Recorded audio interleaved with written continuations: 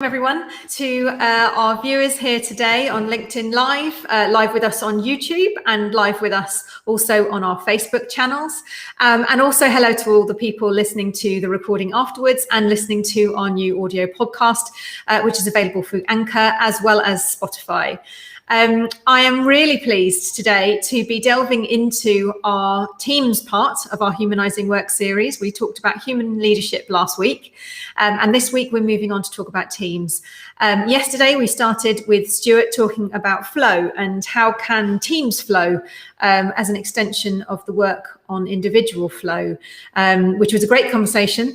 And today we're starting off by talking about some of the conditions that people need for team flow. And firstly, we're going to be talking about how people need to feel they have their own unique contribution to a team, which is really fundamental and the most important part really when people are considering how they enter a team and how they become part of a team or how they contribute to a team. And I'm really pleased to be joined today by two people I've worked with for some time now who I rate very highly in this space and really excited to hear what they've got to say. Matthew Smith and Dan Collinson. So I'll say a quick hello and ask you to introduce yourselves. So shall I say hello to Matthew first?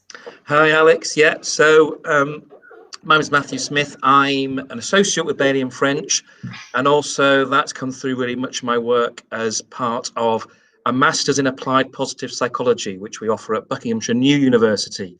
But yeah, I've been working with Bailey and French as an associate now for probably about just over a year, I think. I'm really enjoying it. Fab. Thank you, Matthew. Dan? Hi, I'm Dan Collinson. I'm also an associate at Bailey and French and work with Matthew at Buckinghamshire New University on the Master in Applied Positive Psychology course. Yeah, my keen interest is and research area is strengths-based leadership to improve well-being and performance. Which is why you're both here, because you're expert practitioners and you teach this stuff as well as live and breathe it every single day. So thank you so much for your time. So I'm going to delve straight in then. So unique contribution, people being able to experience and feel valued, respected for what they bring to a team. But quite often people don't get the opportunity to share what that is, or perhaps they don't feel it's valued, or they don't feel confident to really, I just said, just share that with their team members, or maybe not get the opportunity to do so. But it's a really important part of joining a team and establishing a team, particularly when changes have happened, but also recognizing that we change over time and evolve and grow. So our contribution grows continuously towards that team as well. And in terms of talking about unique contribution, what we're really talking about here is what knowledge do people bring with them? What books have they read? What have they learnt? What's in their memory stores about anything that can contribute to their team? As well as what are the skills they've picked up? So what are all the things they can do that could make a difference to how the team operates and performs? And then for me, the real nugget here is, what does each unique person do really well that really energizes them? What are their strengths that really define how they contribute uniquely to the team? And so that's what I really wanted to explore with both of you here today. And I'll just give you an opportunity to kind of respond to that. I don't mind who we go to. Dan, Matthew, if you want to just hands up and say, okay, Matthew. Well, the thing there, I'll get in there first, Dan, if that's okay. Yeah, no, yes, wrap up. There's so many things in what you said there to pick up on. The one I'm picking up on there is the stuff that really energizes you. I think for a lot of us, when we explore this idea of strength, yes, it's stuff we can be good at, but it's really the stuff that energizes, the stuff we love to do. And I think that's the challenge for some people, this idea of, is it okay to really focus on what I love to do and prioritize that, rather than do stuff which I think I have to do, but it's not really where my passion is. The more we can help people with that and ourselves is really important, because it's not always easy. It's not always easy to recognize that actually, if I can identify what's important to me, what I value, and what I see in other people.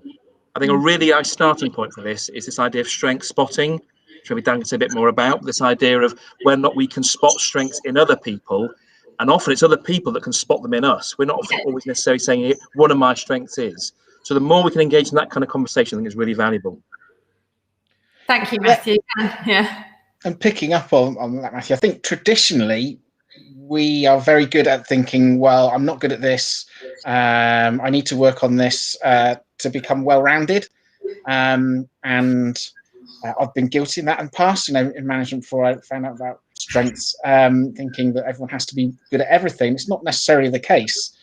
So again, I think it's having that shift into spotting what strengths we have, and picking up on words energizing, the things that are energizing for us as well, because I think that's where we bring about our unique contribution. Absolutely. And it is that, isn't it? Because that's what makes us who we are. And I think sometimes, and I think this has been a theme throughout some of the conversations last week as well, it's almost the humanness that is subconscious that we forget, that is almost that we just take for granted, that's who we are. But actually bringing that to the forefront and using it to describe who we are, to describe how we work, to describe how we can contribute, can actually give us a really nice positive platform to join a team, or to establish new conversations in a team, or to strengthen relationships in a team. But particularly around this unique contribution piece, I think people sometimes don't, people want to offer up nuggets of information about themselves, but sometimes feel like maybe they're over disclosing if they're talking about too much personal information, or if they feel like perhaps they're too, they're holding back too much, that they're nervous that they'll be judged for whatever they share. I think the thing that I really wanted to bring to the forefront is that so many people in organizations now are talking about strengths much more than they were 10, 15 years ago, and really understanding that this is not just a skill set. This is not a competency or a capability. A strength truly is something different, and it's something that's enduring and lasts throughout our lifetime. And we can get better and better at mastering what those strengths are.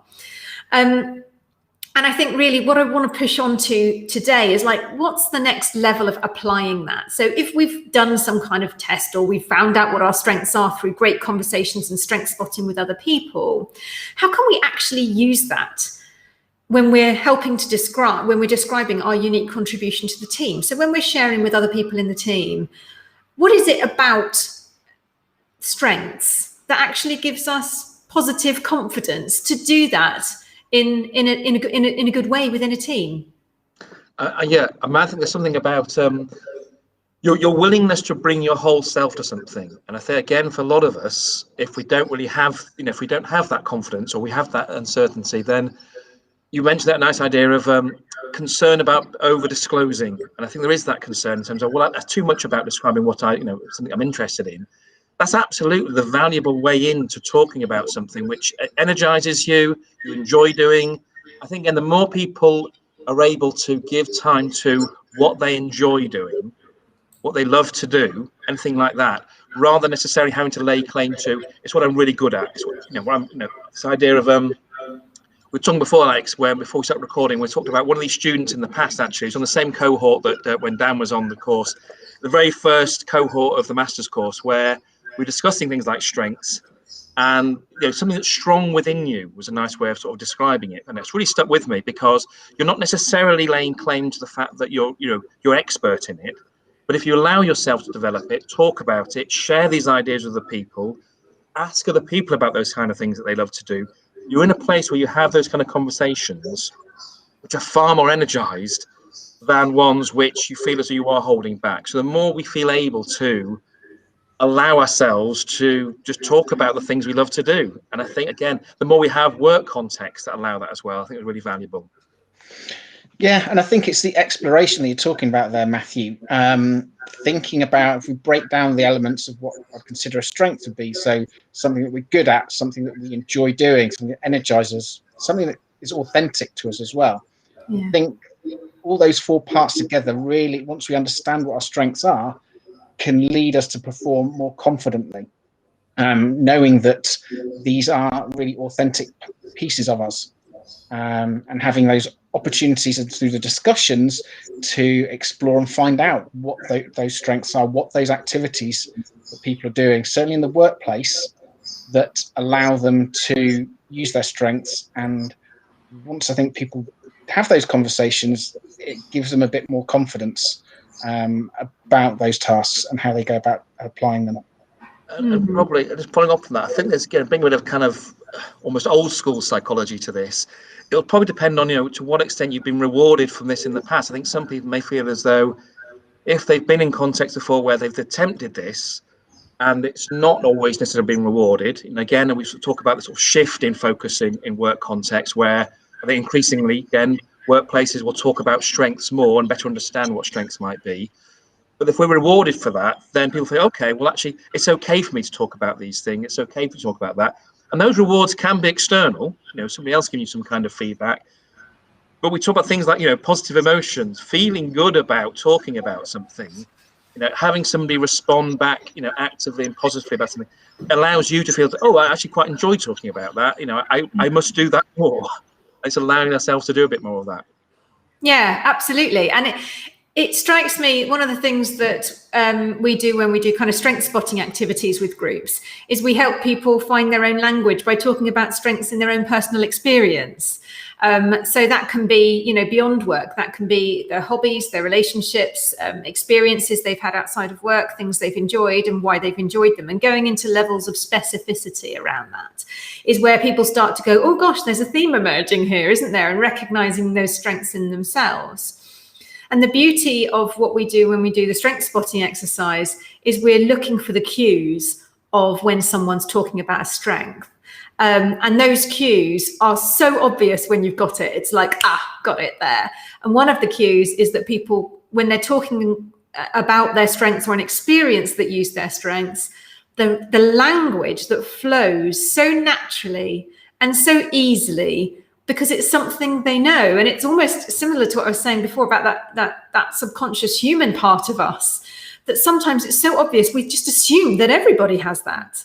And I've met people who've done that, people who have maybe an empathy strength, and they just assume that everybody has an empathy strength because it is so much part of who they are that they've just, assumed that that's just a human trait. And actually, it's not. There's some differentiators there. But what I love is that when people are talking about their strengths, it's almost like a universal, it's a universal connector because anyone can talk about their strengths. Anyone from anywhere. And so it doesn't matter what industry, what culture, what background, whatever type of person you are, anyone can talk about their strengths. And when they do, you can see this. I know Joshua often talks about, you can see people light up when they talk about their strengths. And obviously a bulb doesn't shine on top of their head, but we all know what that means. And you say we see a spark in their eyes. Well, it's not a spark. It's just the fact that you know that they're talking from the heart. And what I see is that equates to confidence. And I love it when I see that confidence. Do you see that when you're working with strength spotting?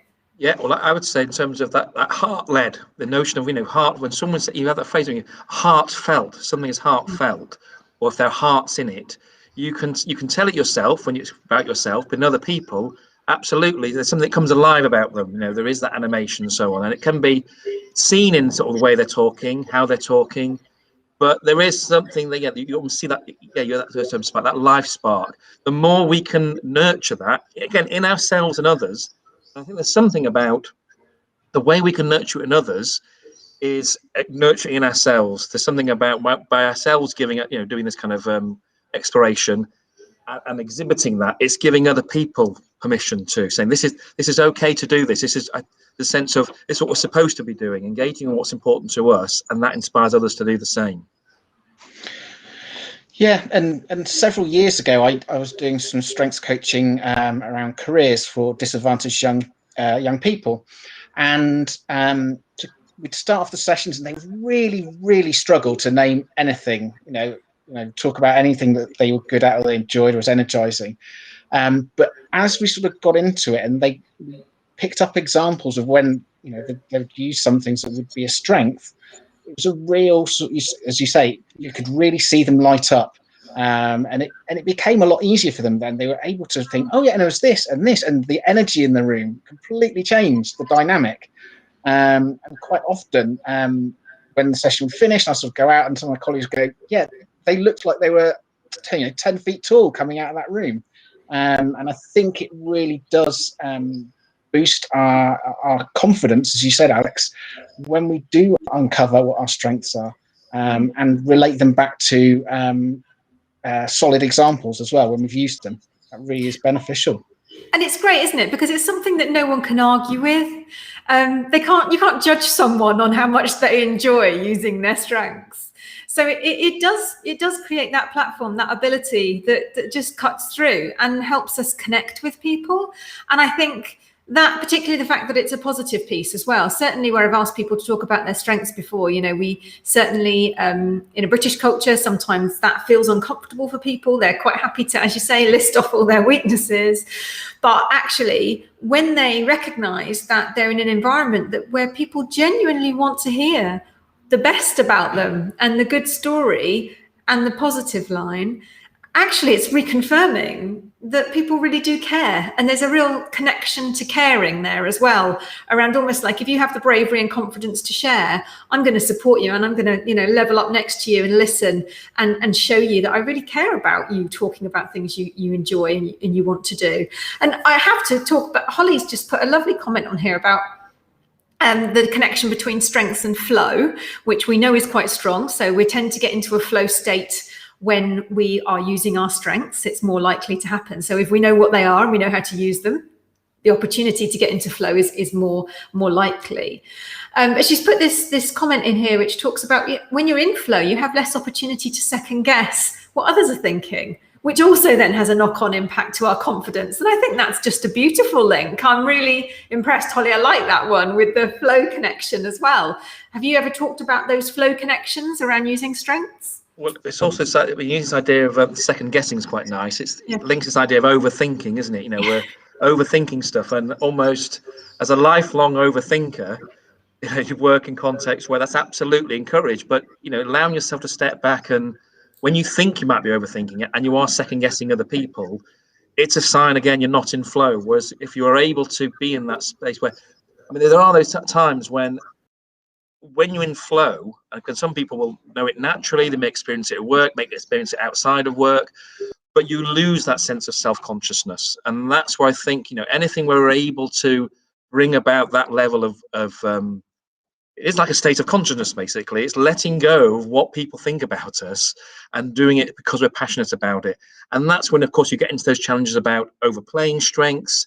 But I think sometimes that's much less of a risk for many of us than actually identifying our strengths, those things we really are passionate about, and allowing them to shine through. The more we can do that, I think the more we will find ourselves we're in this space where not only in terms of individually in flow, but you're supporting other people being in flow as well.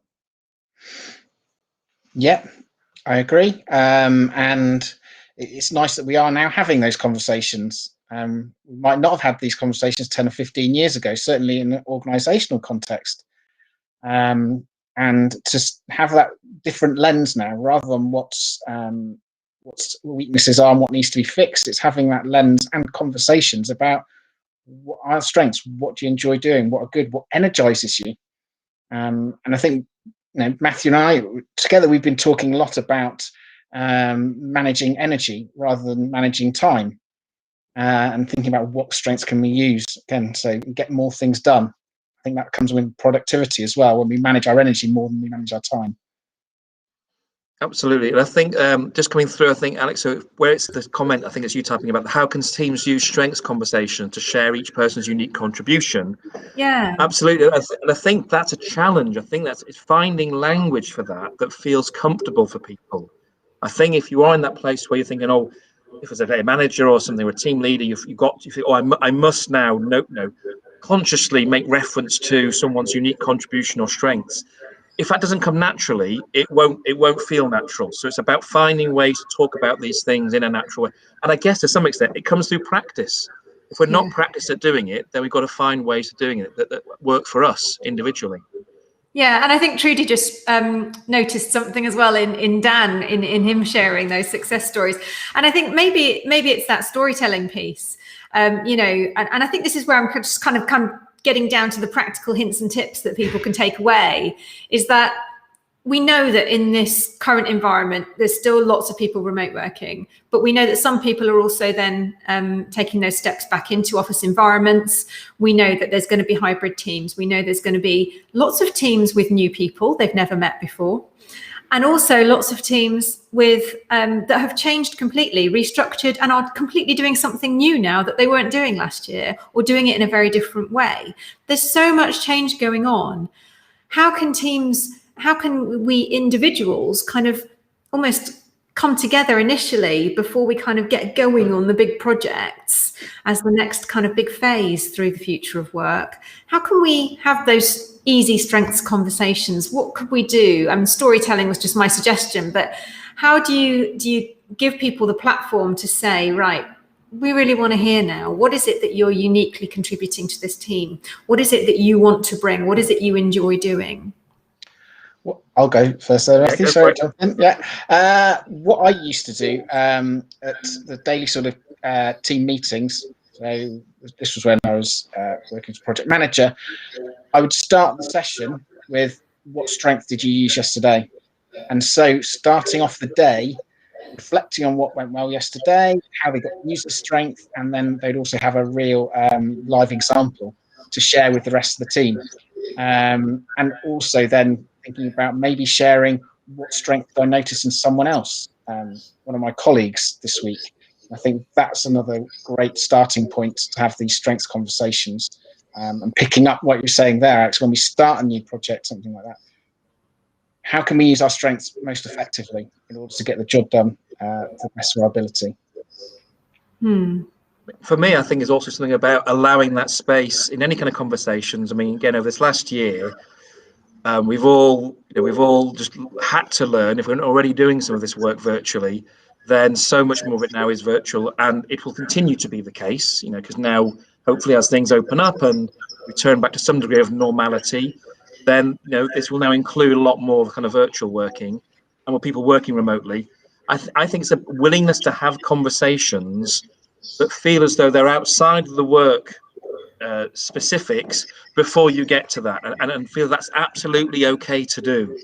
It's very easy to go, connect with somebody and straight away you're into, right, task 1, 2, and 3, and allowing each other just to check in with the person, because again, it sounds a bit kind of glib or a truism that we are all, complex people, maybe Dan excluded.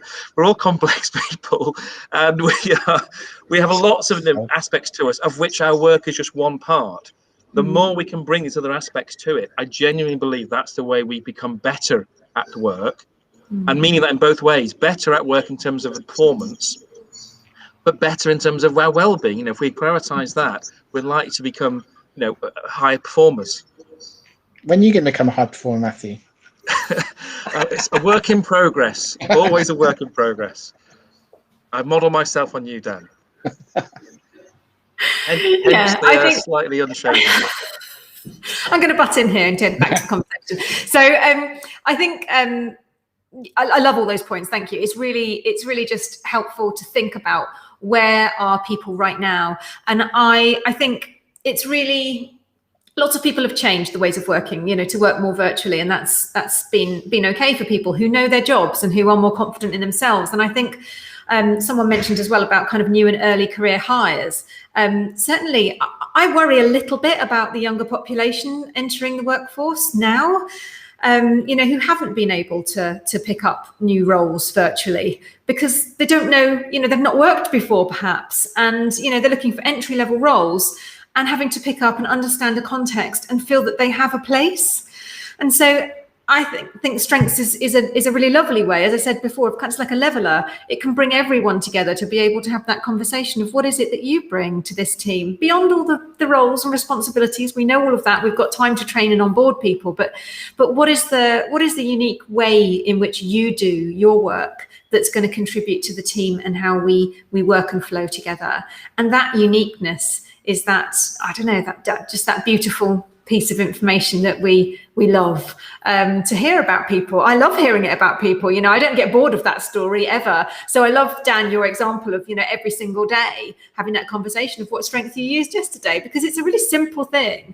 But it's like that consecutive consistency. Jim Collins talks about consecutive consistency all the time. It's so important for people to know that it's safe to talk about these things. And I think someone else mentioned that with asking, senior managers to share as well, so that there's no kind of hierarchy around here. It's about us just as human beings showing up and bringing what we can to the work, to the conversation, and to our well-being as well, Matt. You're absolutely right. You know, being able to feel that we're comfortable in our own skin, and that we are valued and respected for whatever it is that we do, and that every single combination of knowledge, skills, and strengths is completely unique to every single person on this planet. You know, no one else has had the same exact upbringing that we've had, the challenges, experiences that have shaped us, the opportunities to learn, etc. So every single person has a unique stance, and recognizing that and being able to bring that to the table. That my piece, I guess, my worry is that new generation coming through into the workforce, how do we help them? And I think Strengths is a great opportunity with people who are starting out their careers. So I would say absolutely yes to that completely. I think, you know, the Strengths piece, as it were, just speaks to that completely.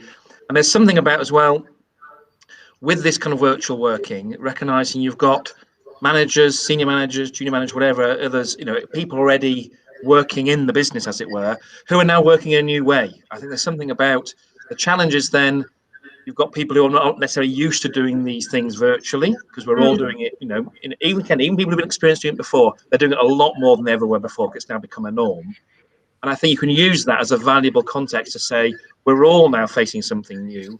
So therefore, how do we reconnect with strengths, reconnect with what's important to us? But again, it's one of these things where as we come out of lockdown, at least here in the UK, hopefully for the last time, that we are kind of now, you know, revisiting, you know, what's some of the positive things that come from this is people are revisiting and reconnecting with what's important to them, what they really want to do, you know, recognizing that life is fragile, all these kinds of things reconnects you with the things that are really important to you.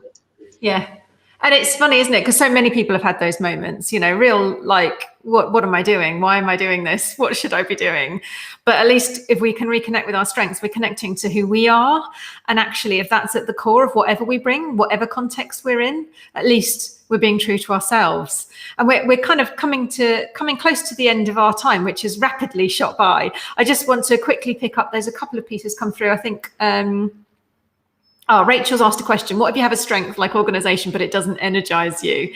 So firstly, my question back to you, Rachel, is I'm not sure that's a strength. That's probably more of a skill. We can all do lots and lots of things really well, but that doesn't mean that we enjoy them or they energize us. So how do you learn to recognize your strengths? Is really think about what you love doing. So really think about, you know, what is it that you do well, that you love doing? Think about your best day at work or your best day in the last week. What was it inside or outside of work? And asking other people as well for their feedback on what they think you do well. I always find that fascinating when people feedback what they see as the culmination, the outcome of your strengths at play. So all of those are great tips actually to be able to use with new people coming into teams, with teams coming back together. We've talked about quite a lot today. We started off talking about strengths and confidence. We've come through to talk about the importance of being ourselves and or being authentic, which very much ties into some of the human leadership aspects we were discussing last week. We've literally got a couple of minutes. So I'm really, thank you so much, Dan and Matthew, for your contribution today. Your unique contribution has been absolutely fantastic. I feel very honoured to have you here talking to us about strengths. I know this is definitely the field that you guys are working in all the time. There will be some questions. You'll feel free to comment, add your responses to those comments afterwards on our LinkedIn page or any of our other pages. You'll be able to find the recording for this and all our other recordings from last week on human leadership over on our Bailey and French company page, as well as the LinkedIn events links to all the upcoming live sessions we have every weekday at midday, including Bank Holiday Monday, right the way across this week and next week, talking about the other conditions that are powerful and important for teams to flow together. So today we started talking about unique contribution, what skills, knowledge and strengths we bring to a role and a team, and how talking about our strengths can give us confidence that we can actually contribute and feel valued and respected for that contribution in the team. So we're going to be talking tomorrow about clarity. I hope everyone can join us. Thank you for everyone who's joined us today. And a quick thank you very much to Dan and to Matthew. Thank you very much. Thank you for inviting us. Yeah. We speak over each other at the end there. Nearly did it. You're a brilliant double act. I love you guys. So thank you so much. We'll wrap up now and hopefully have a brilliant rest of your day, both of you and everyone listening. So thank you for joining us. Absolutely. Thank you, Alex.